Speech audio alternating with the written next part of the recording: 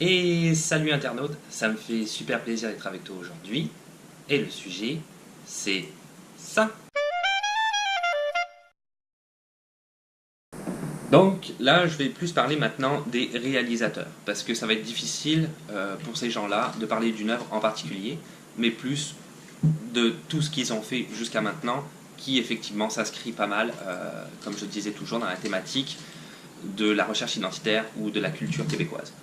Xavier Dolan, évidemment, premier réalisateur dont je vais parler, parce que à l'heure actuelle, je pense que c'est un des réalisateurs québécois les plus connus à travers le monde. Il faut savoir que Xavier Dolan a évidemment travaillé ici au Québec, il s'est fait connaître ici au Québec avant tout à Montréal, mais par la suite il a quand même fait un film en France, et en ce moment il vient de terminer son premier film américain, avec Jessica Chastain, Nathalie Portman, etc., etc. Jessica Chastain d'ailleurs, on en a parlé récemment, son rôle a complètement été effacé du film pour des raisons qu'on ne connaît pas, mais Xavier Dolan a dit que ça ne s'intégrait pas à l'histoire du film a priori. Donc Xavier Dolan, qui s'est fait connaître ici au Québec avec son premier film J'ai tué ma mère en 2009. Il était uniquement âgé de 19 ans à l'époque. Pour la petite histoire, Xavier Dolan, c'est pas un gars qui vient de nulle part, comme on pourrait le croire, ou comme on aurait tendance à le croire. Xavier Dolan, il est dans le milieu du cinéma au Québec depuis l'âge de 4 ans. Son père, Manuel Tadros, c'est quelqu'un de très très connu ici, c'est un comédien, c'est un gars aussi qui fait du doublage et qui a aussi fait de la musique. Donc lui, Xavier Dolan, on peut retrouver sur YouTube, si tu le tapes, je pense que c'est faisable. Il y a des anciennes publicités notamment qui passaient, c'était Xavier Dolan à l'intérieur.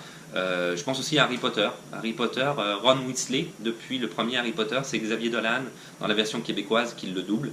Donc Xavier Dolan est quand même présent sur la scène cinématographique québécoise depuis vraiment longtemps, ce qui explique pourquoi il n'y a pas eu trop de mal à produire son premier film, bien que J'ai tué ma mère avait été refusé par la SODEC, des subventions, au départ. Il a dû le représenter une deuxième fois parce que il n'avait pas fait ses preuves, encore une fois je reviens là-dessus, d'un point de vue, c'était son premier long métrage, il n'y avait rien fait avant, aucun court métrage, il n'avait rien produit, il n'avait rien réalisé, donc il s'est associé à une actrice dont le nom m'échappe, mais très très connue ici, et qui a décidé de produire en arrière, et donc il a pu faire son premier film J'ai tué ma mère, et après ça, évidemment, il a eu la carrière que tout le monde connaît.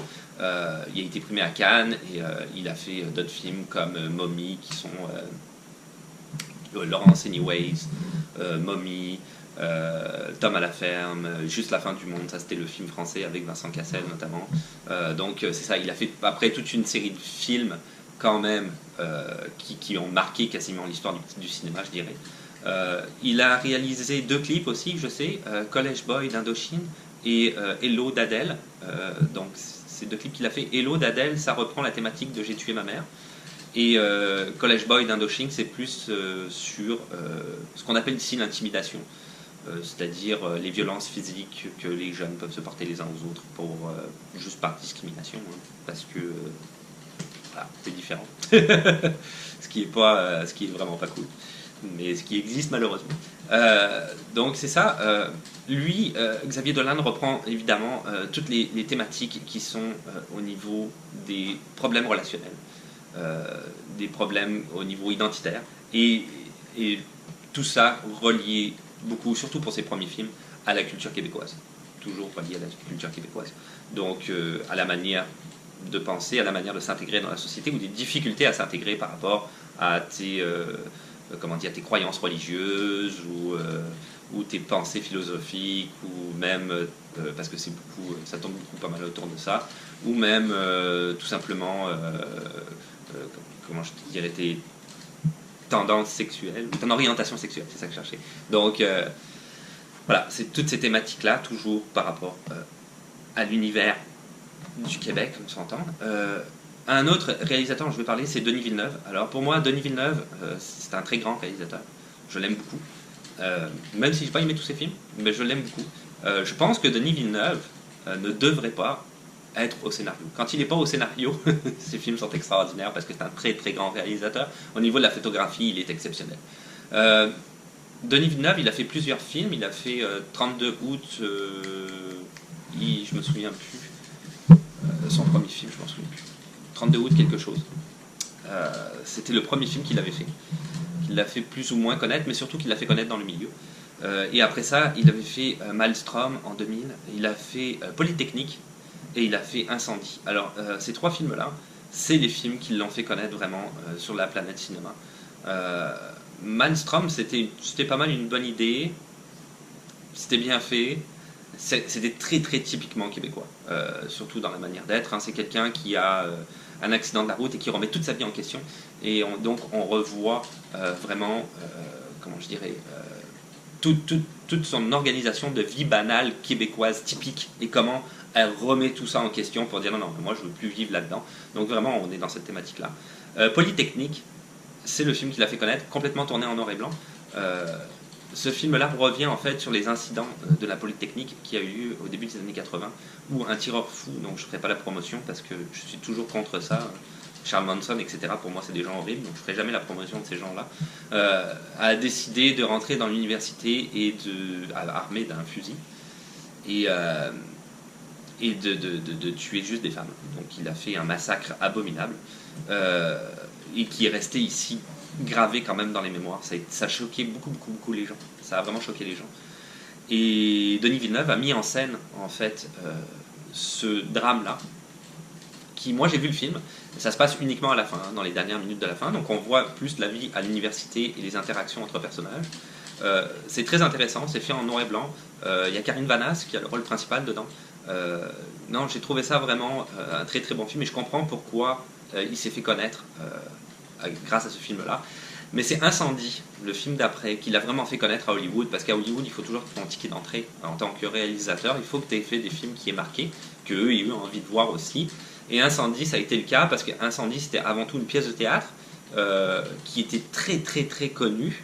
Hein, et lui a décidé de la mettre en scène, et ça touche directement la vie à Montréal.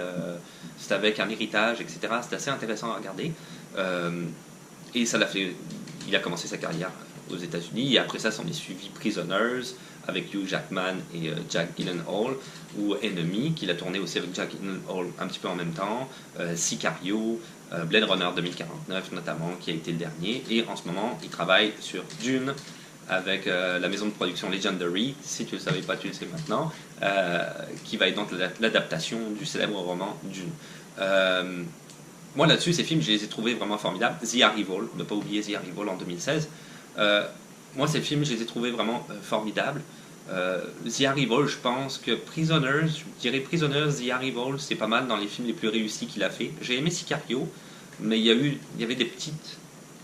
surtout à la fin, le personnage principal, je trouvais qu'il était peut-être un petit peu mal écrit, mais c'était quand même très très bon. Prisoners, pour moi, est exceptionnel, et The Arrival est juste... au top. Donc c'est vraiment un très grand réalisateur. Blade Runner 2049, un grand réalisateur. Pourquoi? Parce que le scénario est super bien fait, les acteurs jouent superment bien, la photographie est hallucinante. Donc tout ça, la psychologie des personnages dans Prisoner est intense, quoi. C'est complètement intense par rapport à la situation donnée. Maintenant, Blade Runner 2049, moi j'ai moins aimé, ma conjointe aussi, parce que je sais pas.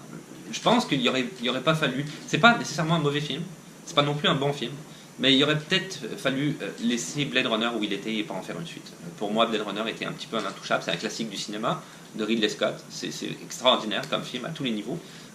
Mais le fait d'avoir fait peut-être une suite, c'était peut-être un petit peu de trop. C'est mon point de vue. Après, chacun son point de vue, mais il y a quand même beaucoup de bonnes choses. Il y a une cinématographie qui est là et une photographie qui est là surtout. Donc, quand même intéressant. Je vais essayer de finir avec les réalisateurs québécois parce que je parle beaucoup, mais il y a tellement...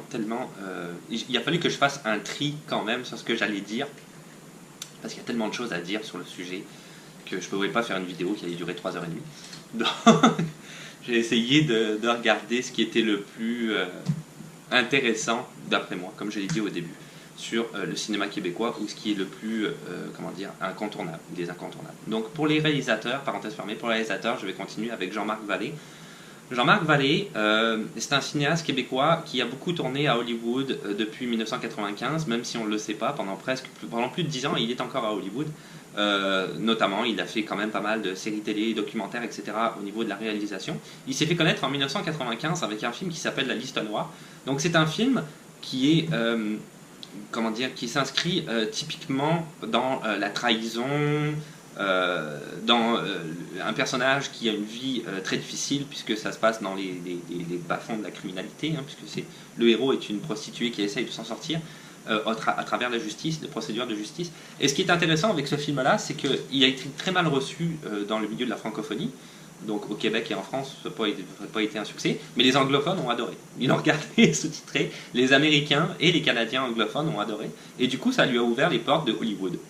C'est étonnant, mais ça a fonctionné comme ça pour lui. Ce que je retiendrai de lui dans sa cinématographie, pour aller peut-être un peu plus vite, parce que j'ai quand même beaucoup de contenu, le premier film que je retiendrai de lui, c'est Crazy, qui a été fait en 2005, qui a révélé notamment Marc-André Grondin. J'en ai parlé récemment dans le film Les Affamés. Il a fait le film Les Affamés sur les zombies. C'était dans une de mes vidéos précédentes. Sur le split screen, je pense. Je faisais une petite parenthèse là-dessus. Marc-André Grondin, sa carrière a explosé grâce à Crazy.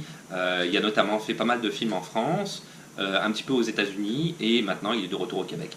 Donc c'est certain que ça lui a ouvert pas mal de portes.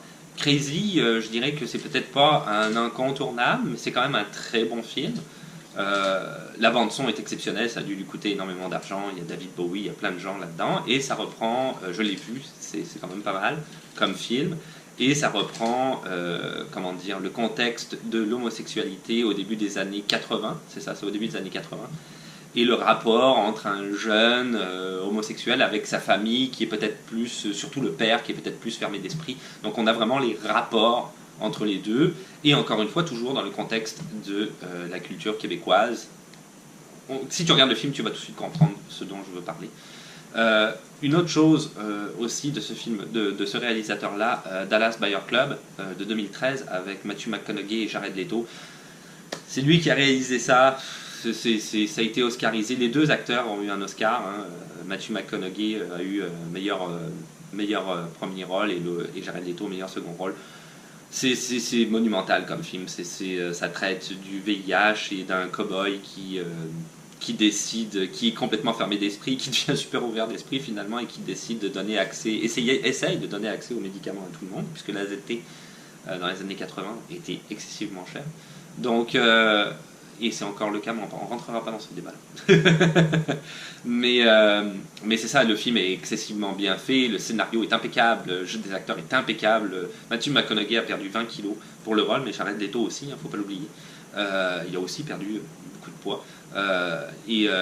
Non, c'est vraiment un film exceptionnel. Pour moi, c'est un incontournable du cinéma à l'heure actuelle, c'est certain. En plus que la thématique est actuelle et intéressante.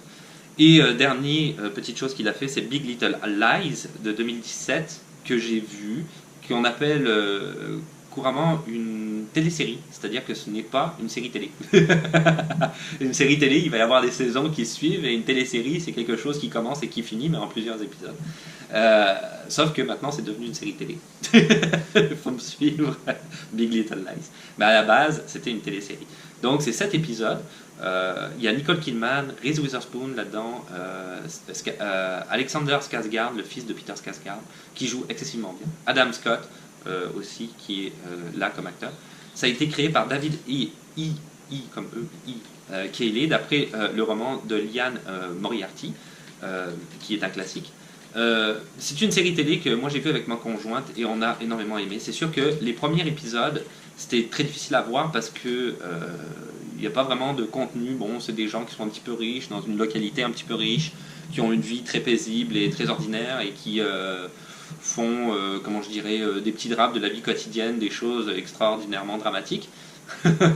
Donc tu te dis ok, qu'est-ce que je suis en train de regarder? Mais en fait, à partir de l'épisode 2, tout commence à se mettre en branle un peu et là, tu rentres complètement dedans.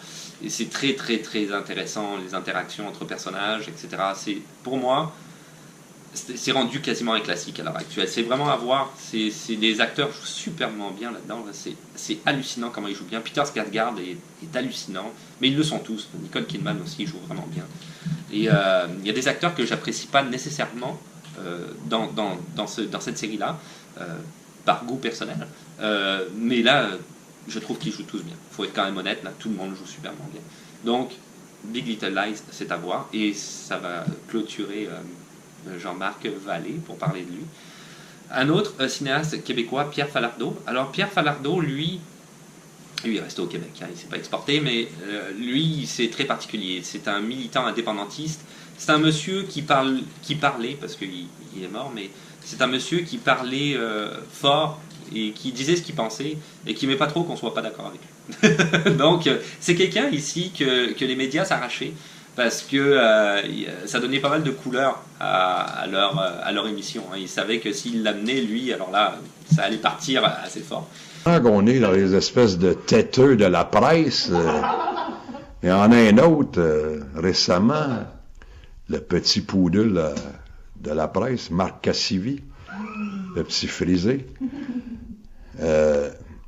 Lui, l'autre jour, il a écouté des bouts, je pense, des accommodements raisonnables, et puis là, il en revenait pas des horreurs que le monde disait, puis il fallait empêcher que les gens parlent, puis que quelqu'un ait le contrôle là-dessus. Moi, je suis tellement surpris, je me dis, qu'est-ce qu'il veut garder, tu sais, puis il disait, mais là, c'est la connerie. Je me disais, il veut garder le monopole de la connerie. Tu sais, puis là, il partait en guerre contre les imbéciles. Je me dis, mais s'il part en guerre contre les imbéciles, on n'a pas fini. Il va falloir fermer la presse, fermer l'actualité, le Devoir, Radio-Canada, Télémétropole. On n'a pas fini, là, si on se met à empêcher les connards de parler.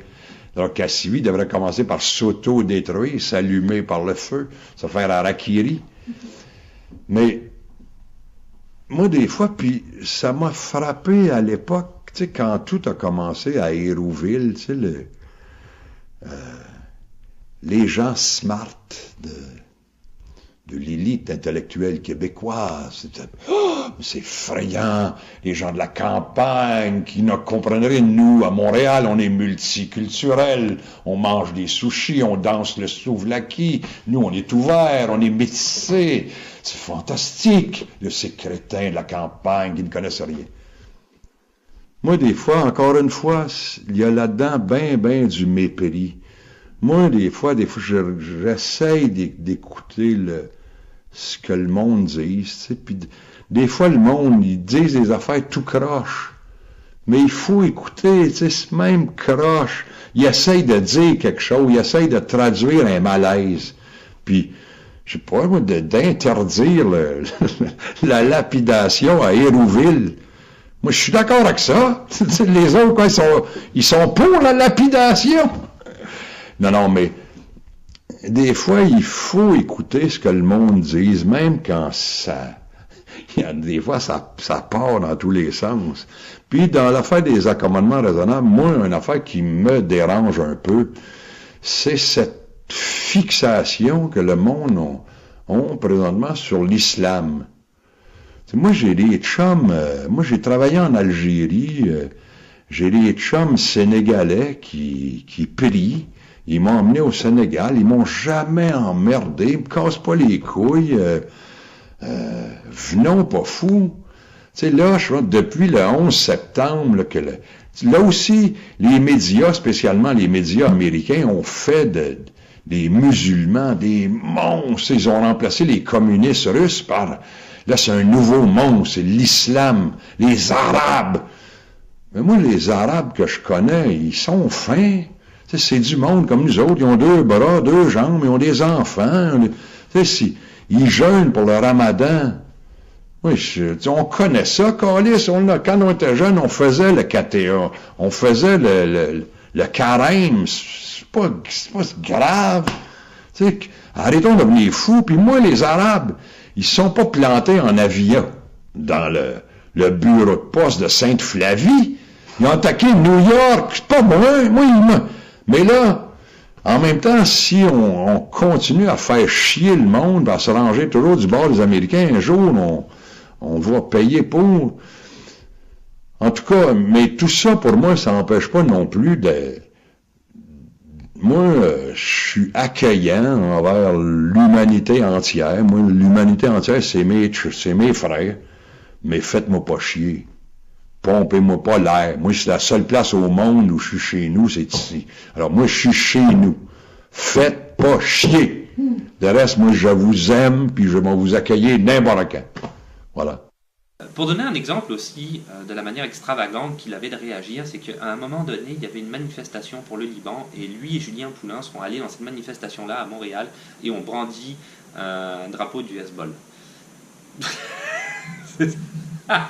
Il faisait que des choses comme ça. Donc c'est sûr qu'il apprenait peut-être pas à se faire aimer, mais il était honnête avec ses idées et ses opinions, ça c'est certain. Donc on aime ou on n'aime pas. Ce que je retiendrai de lui, c'est Les Canadiens sont là, 1973. Donc c'est des films qui sont plutôt faits comme des types de documentaires un petit peu à la fois. Bon, c'est ça explique bien évidemment le contexte de ses opinions. Et surtout Elvis Gratton, alors là, c'est lui qui a inventé Elvis Gratton. Elvis Gratton, il y a eu plusieurs films, le premier il date de 81 je pense, mais il y a eu plusieurs films à la suite qui ont été faits, notamment une petite série télé.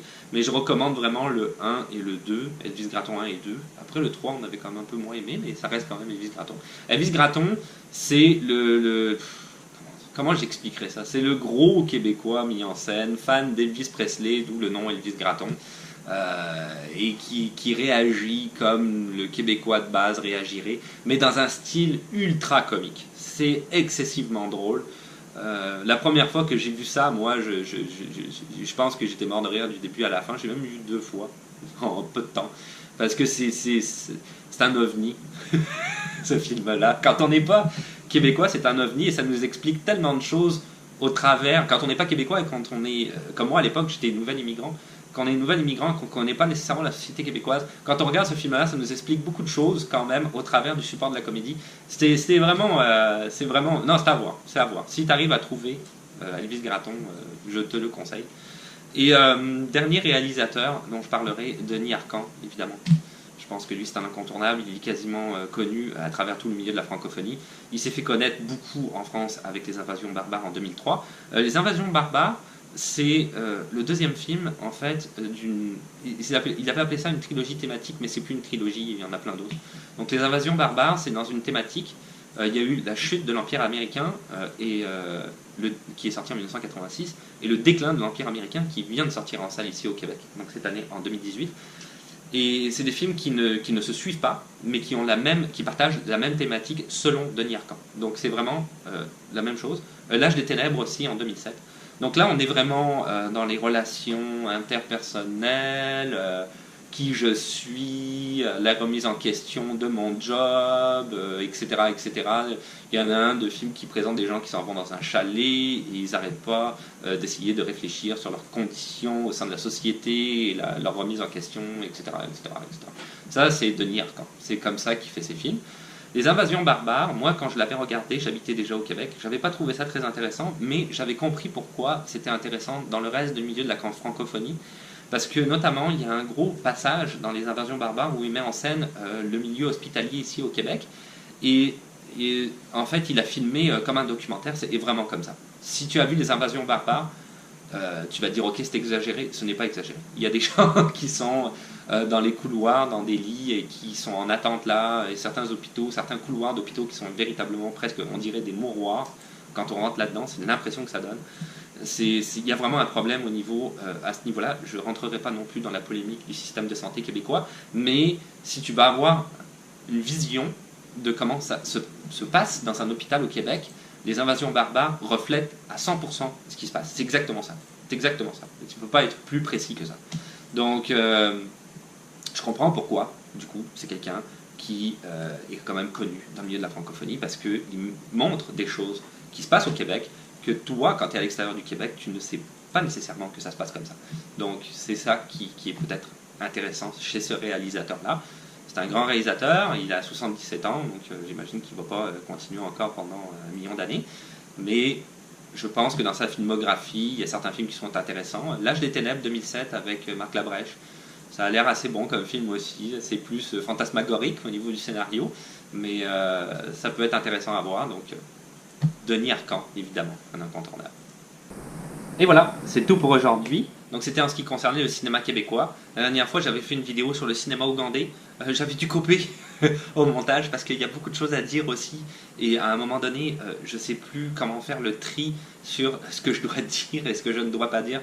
Parce qu'il y a quand même, bien que quand même, quand je prépare ces vidéos-là, j'essaye de dire, ok, de penser, je vais au principal et je vais parler des choses les plus importantes.